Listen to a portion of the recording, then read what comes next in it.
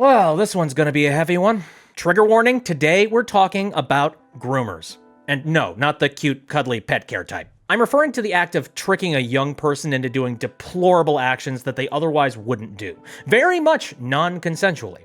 And I'm covering it because it's easily something that can happen in the internet space. It very much is an internet safety issue. Groomers take advantage of the anonymity of the internet and put up an act to seem friendly and safe. A groomer could potentially be anyone, from that one friend you met online that one time, to that internet celebrity that you really enjoy watching. Groomers put themselves in places where they'll likely find young victims. The reason that groomers hunt for children and young adults is because children and young adults don't have the life experience needed to judge someone's intentions. Also, to satiate some really disgusting paraphilias. Groomers often choose victims that can be easily isolated. Someone who might not be in a good home situation or don't have a good group of friends that can act as their support. Groomers will try their best to lean into this isolation and enforce it. They make their victims question the viewpoints of the other people around them. The groomer ends up becoming their only reliable source of wisdom.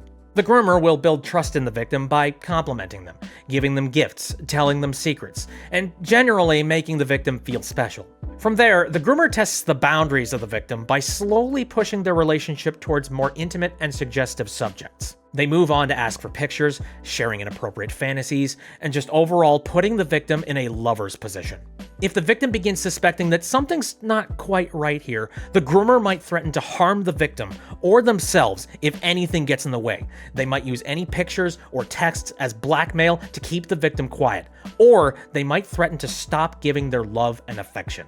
Groomers may gaslight the victim and pin any blame of the relationship onto them, saying, "Oh, well, you came on to me first, and oh, it's all consensual." These claims ignore the fact that the groomer was slowly and subtly pushing the victim into the relationship, and that a minor doesn't have the world experience to be able to properly consent.